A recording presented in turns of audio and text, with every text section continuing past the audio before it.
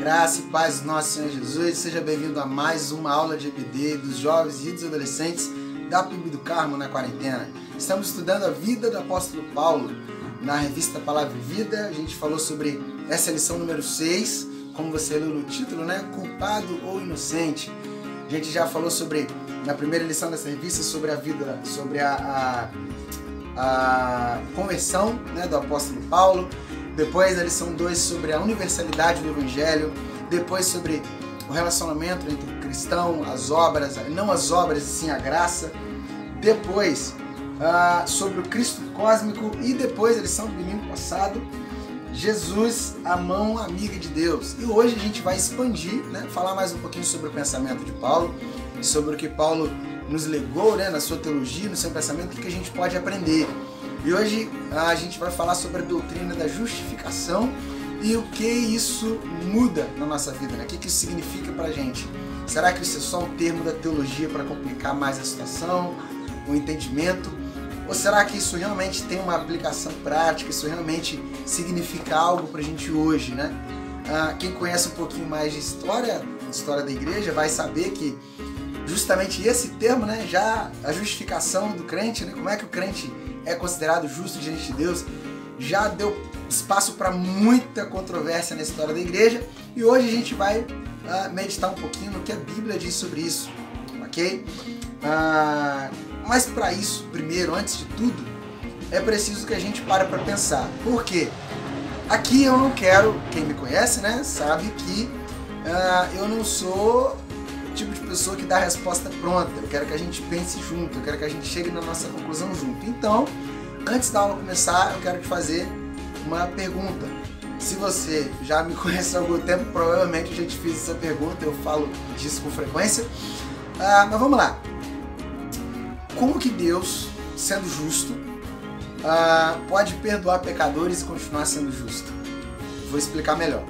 Deus é justo. E o que um juiz justo tem que fazer com quem não é? Condenar. Se ele deixar de condenar, ele não é justo. Agora vamos dar um exemplo, que se eu não me engano foi o Paul Washer que deu esse exemplo uma vez, eu guardei. Vamos supor que alguém chegasse na sua casa e assassinasse todos os seus entes queridos. E aí, logo depois dessa tragédia, se alguém fosse preso. E aí no dia do julgamento, o juiz olhasse para ele e falasse assim: olha, você é culpado de crimes e tal.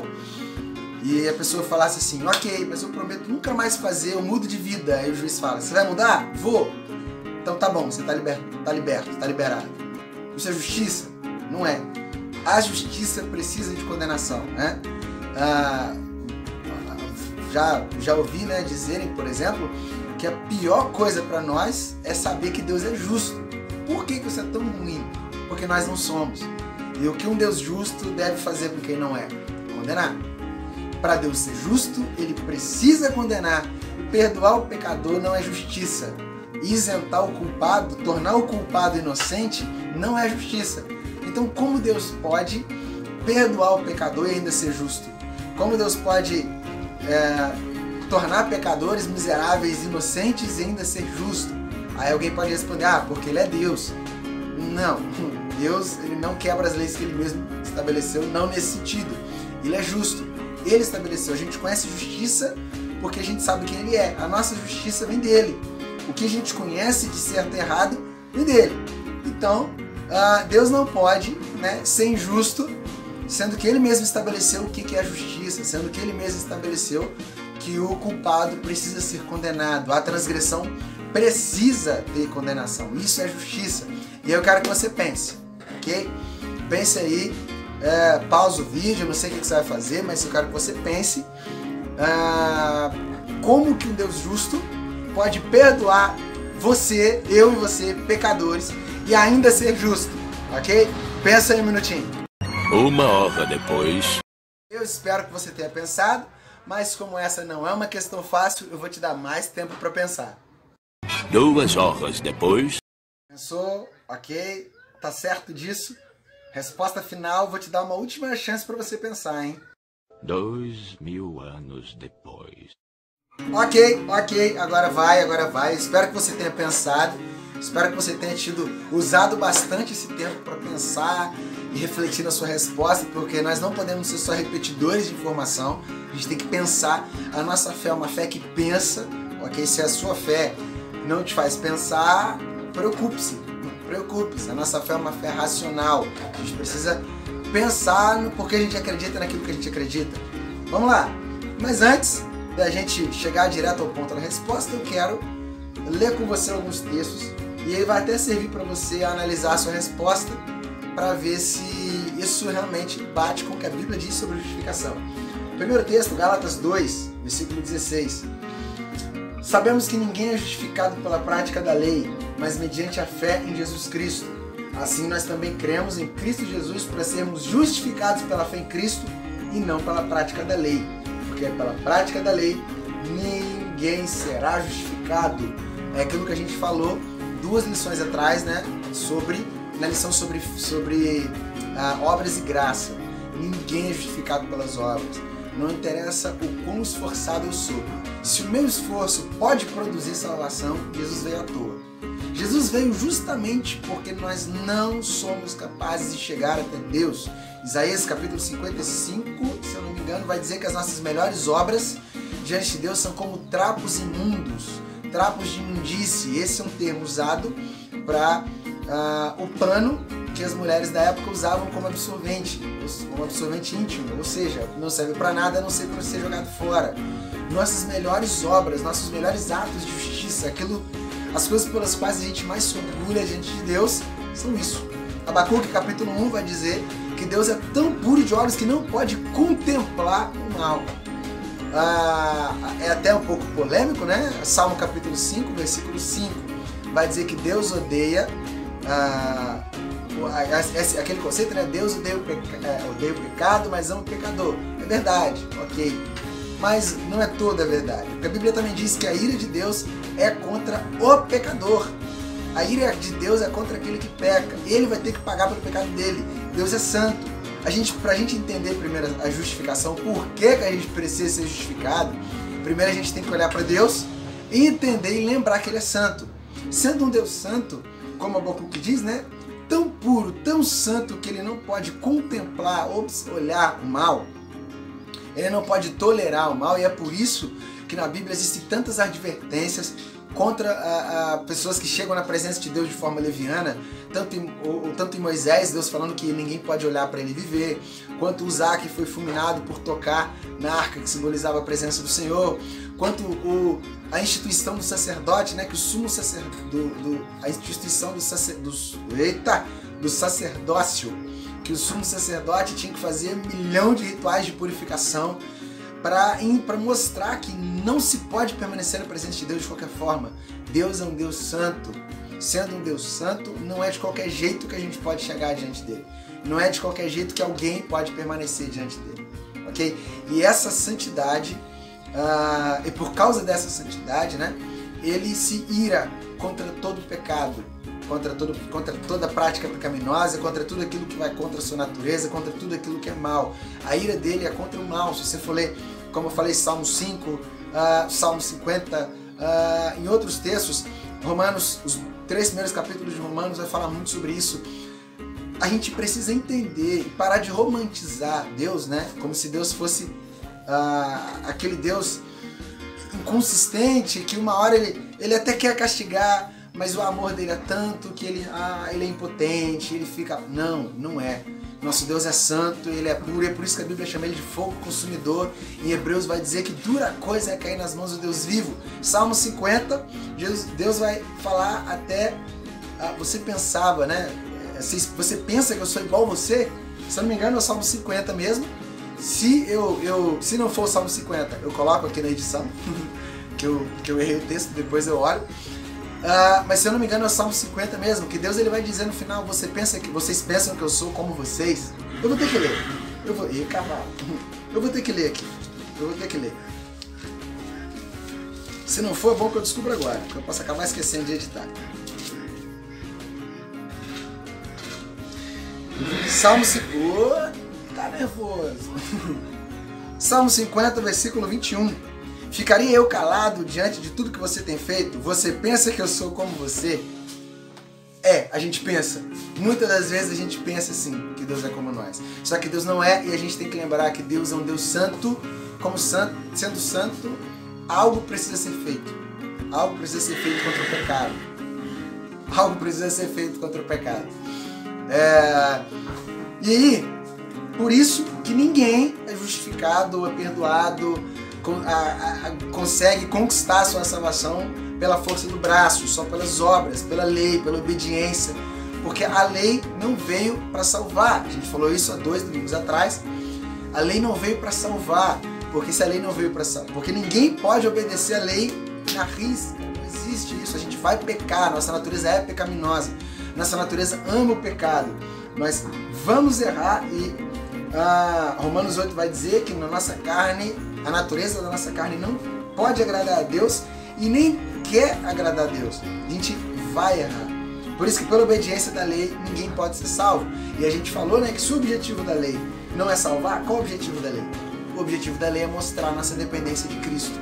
O objetivo da lei é mostrar como o padrão de Deus é alto pra gente olhar e falar assim, poxa, eu não posso fazer isso. Eu preciso dele, eu preciso de uma justiça maior do que a minha. Aí a gente começa a entender a justificação. Quando a gente entende que a nossa justiça não é suficiente, nunca foi e nunca será. Nunca foi e nunca será. A lei não veio para salvar, a lei veio para mostrar o pecado, para mostrar como nós somos dependentes, como nós precisamos do remédio. A lei não é um remédio para curar, a lei é o termômetro. Ela não cura, mas ela mostra a doença. A lei é o prumo, né, do pedreiro, coloca na parede. Ela não ajeita a parede, a construção, mas ela mostra onde está errado. Ela mostra onde que precisa de uma intervenção. Isso é a lei. Por isso que ninguém é justificado pela lei, ninguém é justificado pelas obras. Nós não somos capazes de alcançar a justificação por nós mesmos. Se fôssemos, Jesus teria vindo para quê? Né?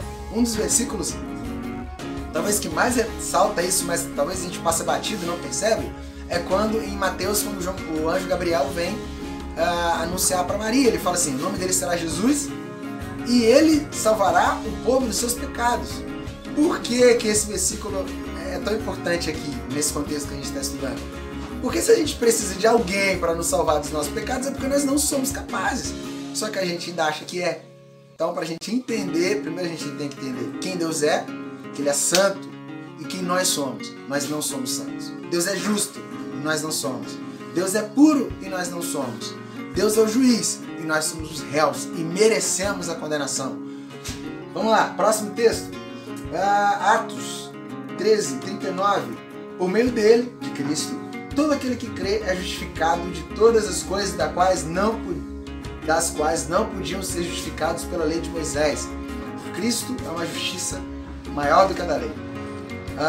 E, para finalizar os textos, para a gente embasar o nosso raciocínio, o nosso pensamento aqui, o último texto, Romanos 3, a partir do versículo 23, que muitos consideram ser o ápice da teologia, né? Se todo o texto bíblico se perdesse, acontecesse um cataclisma, e todo o texto bíblico se perdesse, esse texto ainda nos daria esperança.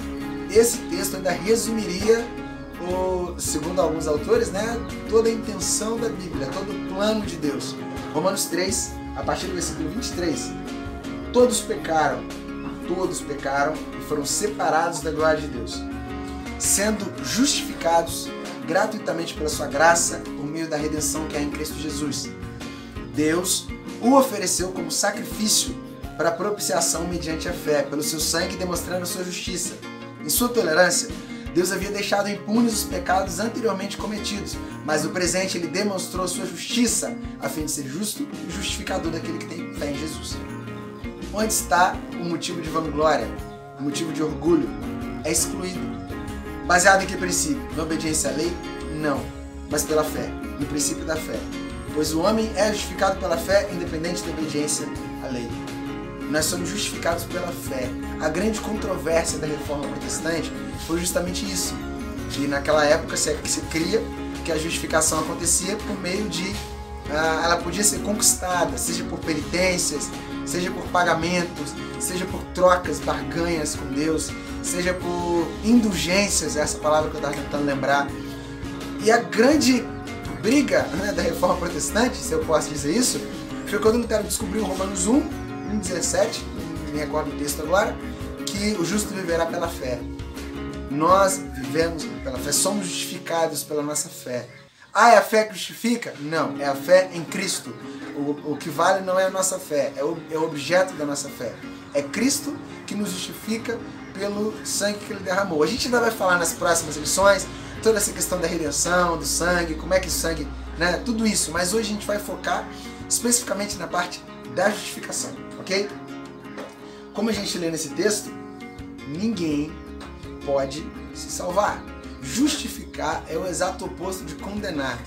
A palavra, né, o significado da palavra justificar, como eu falei, é um termo jurídico forense que quer dizer absolver. É o ato em que Deus redime os homens de pecados culpados e que os torna inocentes pela graça. Justamente pela graça, por meio da fé em Cristo, não por base nas suas próprias obras, mas por base no nosso representante, Jesus Cristo. Nós não somos salvos pela nossa justiça. Eu não sou salvo pela minha justiça, pelo que eu faço ou deixo de fazer. Eu sou salvo pelo que Cristo fez. A salvação veio dele. A Bíblia é um pouco confrontador isso, né? Mas nós somos praticamente ou totalmente, né, passivos na salvação. A salvação vem dele. Tudo que a gente precisa fazer é receber. Tudo que a gente precisa fazer é receber.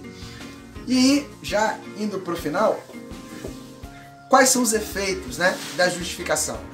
A justificação é o termo, já, né, respondendo aquela pergunta lá do começo, que eu te dei o tempo para você pensar, como é que Deus pode salvar pecadores injustos, perdoá-los e ainda ser justo? A grande resposta é condenando o pecado. O pecado precisa ser condenado. Só que não fui eu que fui condenado, foi Cristo no meu lugar. O preço precisa ser pago, mas não fui eu que paguei, foi Cristo que pagou no meu lugar. O pecado foi satisfeito lá. A gente imagina que Deus estava tristinho, né? Toda aquela cena romântica e triste, aquele filme A Paixão de Cristo, né? E tudo isso é uma verdade, foi um sofrimento imenso, mas Isaías capítulo 50 vai dizer, por exemplo, que ao Senhor agradou moer a Jesus. Isaías 53, versículo 10, se eu não me engano. Agradou a moer Jesus. A justiça de Deus, a ira de Deus estava sendo satisfeita na cruz. Todo o pecado de cada salvo, de cada um que foi justificado, estava sendo pago lá.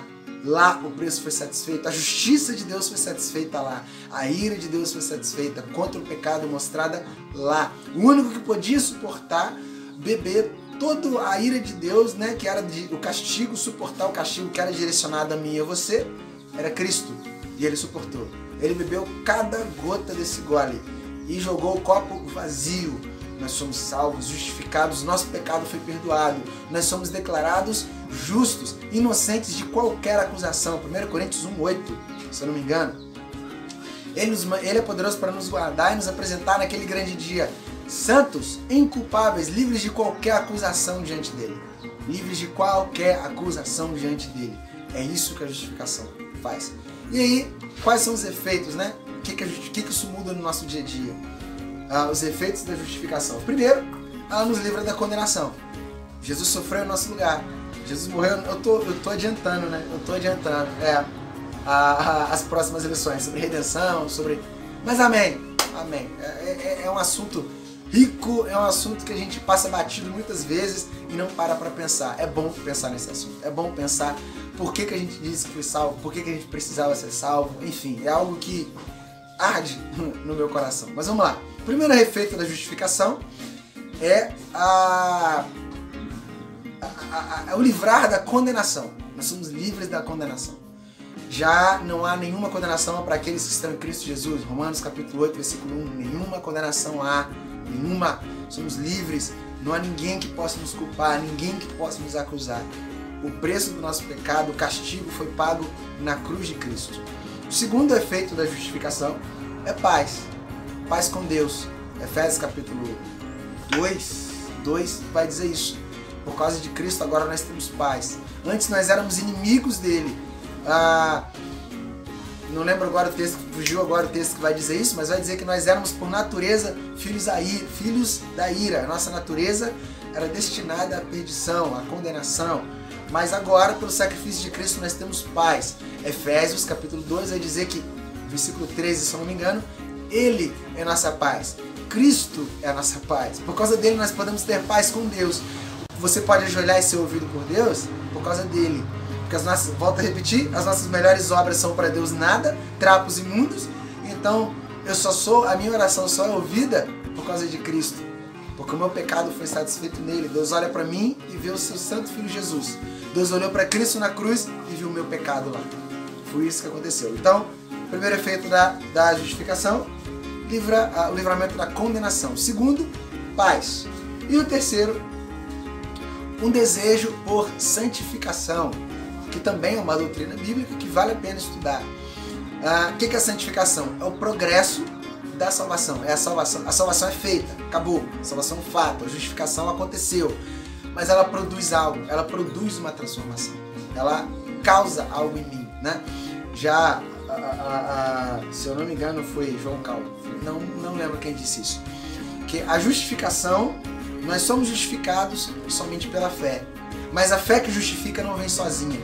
Ela traz algo mais. A justificação produz em nós o desejo por a santificação. Por isso que, se a gente ler, né, o versículo 28, Romanos 3, 28, final,